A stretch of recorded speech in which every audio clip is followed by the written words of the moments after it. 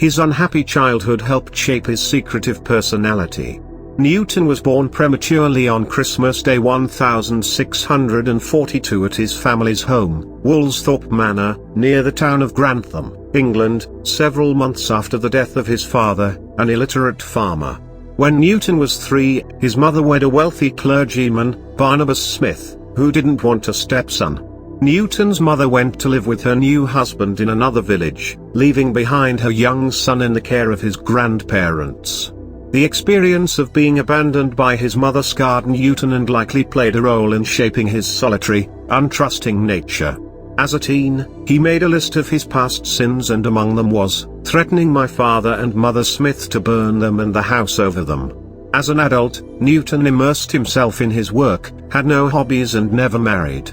He even remained silent about some of his scientific and mathematical discoveries for years, if he published them at all. Newton's mother wanted him to be a farmer. At age 12, Newton was enrolled in a school in Grantham, where he boarded at the home of the local apothecary because the daily walk from Woolsthorpe Manor was too long.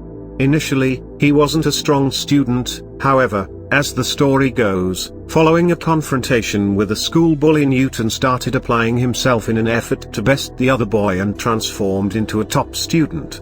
However, at age 15 or 16, he was ordered to quit school by his mother, then widowed for a second time, and returned to Woolsthorpe Manor to become a farmer. The teen was uninterested in the job and fared poorly at it. Eventually, Newton's mother was persuaded by her son's former headmaster in Grantham, where, incidentally, British Prime Minister Margaret Thatcher was born in 1925, to allow him to return to school.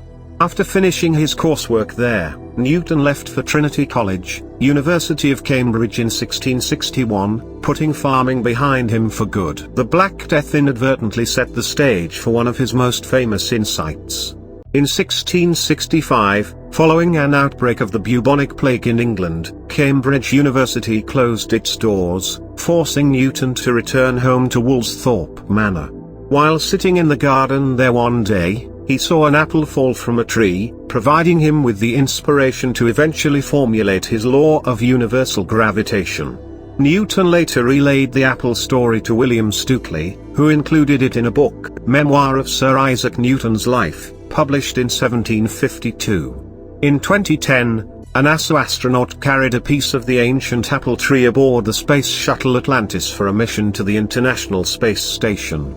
The Royal Society, a scientific organization once headed by Newton, loaned the piece of the tree for the voyage, as part of a celebration of the 350th anniversary of the group's founding. Today, the original apple tree continues to grow at Woolsthorpe Manor. As a professor at Cambridge, his lectures were poorly attended.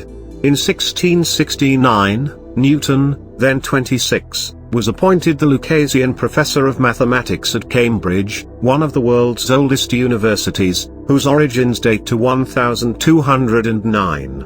Newton was the second person to hold the Lucasian Professorship. The 17th person, from 1979 to 2009, was physicist and A Brief History of Time author Stephen Hawking. Although he remained at Cambridge for nearly 30 years, Newton showed little interest in teaching or in his students, and his lectures were sparsely attended. Frequently, no one showed up at all. Newton's attention was centered on his own research. Newton ran the Royal Mint and had forgers executed. In 1696, Newton was named to the job of Warden of the Royal Mint, which was responsible for producing England's currency. He left Cambridge, his long-time home, and moved to his nation's capital city, where the mint was located in the Tower of London. 3 years later, Newton was promoted to the more lucrative position of Master of the Mint, a post he held until his death in 1727. During his tenure at the Mint, Newton supervised a major initiative to take all of the country's old coins out of circulation and replace them with more reliable currency.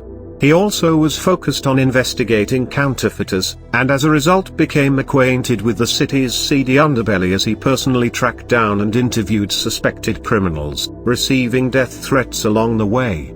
A number of forgers he went after were sent to the gallows. He had a serious interest in alchemy.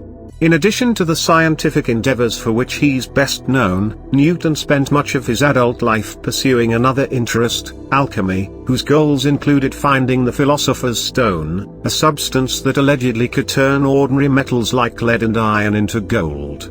He was secretive about his alchemical experiments and recorded some of his research in code. Among his other research projects, Newton analyzed the Bible in an attempt to find secret messages about how the universe works. Newton served in Parliament, quietly.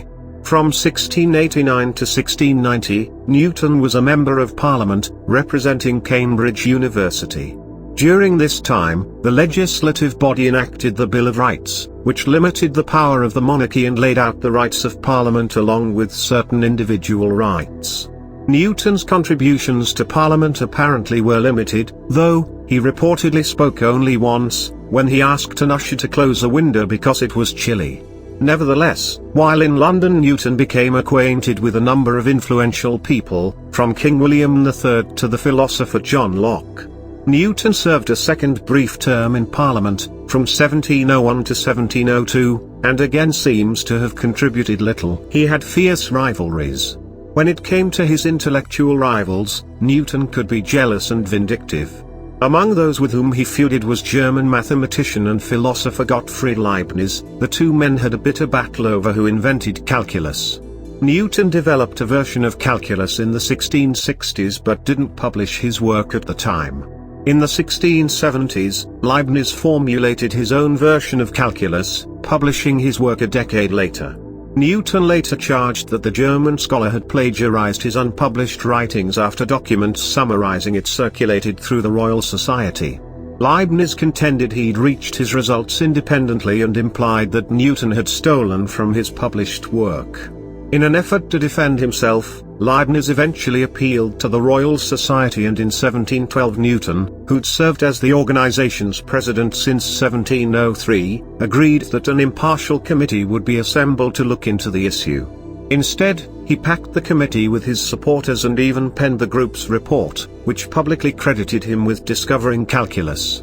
Today, however, Leibniz's system of calculus is the one commonly used. Newton was knighted. In 1705, Newton was knighted by Queen Anne. By that time, he'd become wealthy after inheriting his mother's property following her death in 1679, and also had published two major works, 1687's Mathematical Principles of Natural Philosophy, commonly called the Principia, and 1704's Optics. After the celebrated scientist died at age 84 in March 1727, he was buried in Westminster Abbey, the resting place of English monarchs as well as such notable non-royals as Charles Darwin, Charles Dickens and explorer David Livingstone.